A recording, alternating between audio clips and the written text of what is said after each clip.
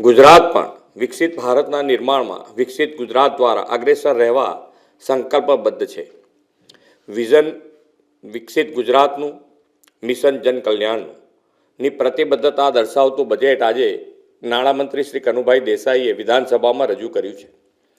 નાગરિકોના માથે કોઈ પણ નવા કરનું ભારણ નાખ્યા વગર રાજ્યના વિકાસની નવી ઊંચાઈઓ સર કરનારું આ વિઝનરી બજેટ છે. વિકસિત ગુજરાત માટે 50,000 કરોડનું વિકસિત ગુજરાત ફંડ સ્થાપવાની જાહેરાતને હું આવકારું છું.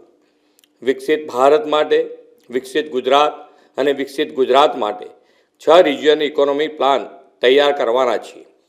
મને જણાવતા ગૌરવ થાય છે કે આ વર્ષનું બજેટ રોડ કનેક્ટિવિટી, ઇન્ફ્રાસ્ટ્રક્ચર, શહેરી વિકાસ, પ્રવાસન, પોષણ જેવા સેક્ટર્સના વિકાસને વેગ આપનારું છે.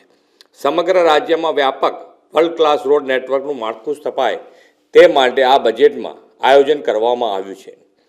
નમો શક્તિ એક્સપ્રેસવે સહિત 2 નવા ગ્રીનફિલ્ડ એક્સપ્રેસવે અને 12 નવા હાઈસ્પીડ કોરિડોર વિકસાવવા માટે જાહેરાત કરવામાં આવી છે.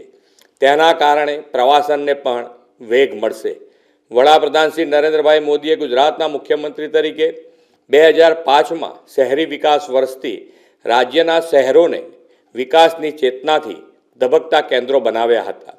હવે તો તેમના વિઝનરી નેતૃત્વમાં ગુજરાત દેશનું ગ્રોથ એન્જિન બન્યું છે અને વર્લ્ડ ક્લાસ સુવિધાઓ સાથે આપણા શહેરો વિશ્વ કક્ષાનો વિકાસ ધરાવતા થયા છે.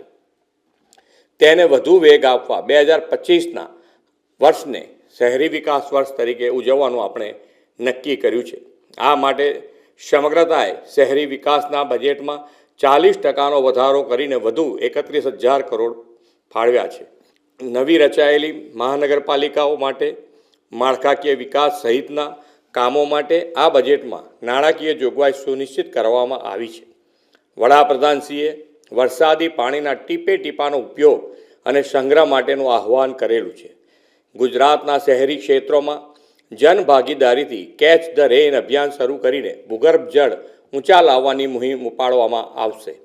વડાપ્રધાન શ્રી મોદી સાહેબે ગરીબ, યુવા, અન્નદાતા અને નારી શક્તિને વિકસિત ભારતના નિર્માણના 4 મુખ્ય આધારસ્તંભ કહ્યા છે. આપણે પણ એ 4 વર્ગને બજેટના લાભ પહોંચે તે સુનિશ્ચિત કર્યું છે.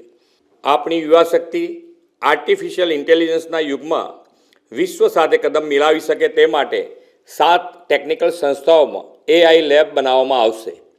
સ્ટાર્ટઅપ માટે અનુકૂળ ઇકોસિસ્ટમ ઊભી કરીને સ્ટાર્ટઅપને વેગ આપવા 4 રિજિયનમાં આઈ હબની સ્થાપના કરાશે. નારી શક્તિના સશક્તિકરણ અને આત્મનિર્ભરતા માટે નવી મહત્વપૂર્ણ યોજના સખી સાહસ યોજના આ બજેટમાં લાવ્યા છે. નારી શક્તિ સાથે સાથે આપણી ઉજ્જવળ આવતીકાલ સમા બાળકોના પોષણનો પણ આ બજેટમાં ખ્યાલ રાખવામાં આવ્યો છે. બાળકોને પોષણક્ષમ આહાર આપવા માટે ગત વર્ષના બજેટ કરતાં 25%નો વધારો કરીને 8460 કરોડનું બજેટ ફાળવ્યું છે. દેશની કૃષિ ક્રાંતિનો આધાર કૃષિ ક્ષેત્ર આધુનિક બને અને અન્નદાતા વધુ સક્ષમ બને તે માટે કૃષિ ઉત્પાદન વેલ્યુ એડિશન દ્વારા ખેડૂતોની આવક વધારવા agro processing and process promotion માટે પ્રાધાન્ય કર્યું છે.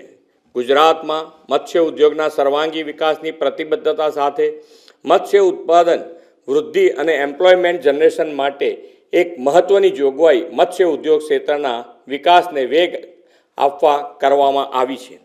હવે ખેતીની જમીન પર મત્સ્ય ઉછેર માટે NAની મંજૂરી લેવામાંથી મુક્તિ આપવામાં આવશે. આદરણીય વડાપ્રધાન શ્રી નરેન્દ્રભાઈ મોદીના દિશાદર્શનમાં સમગ્ર દેશ નેશન ફર્સ્ટની ભાવનાથી આગળ વધી રહ્યો છે.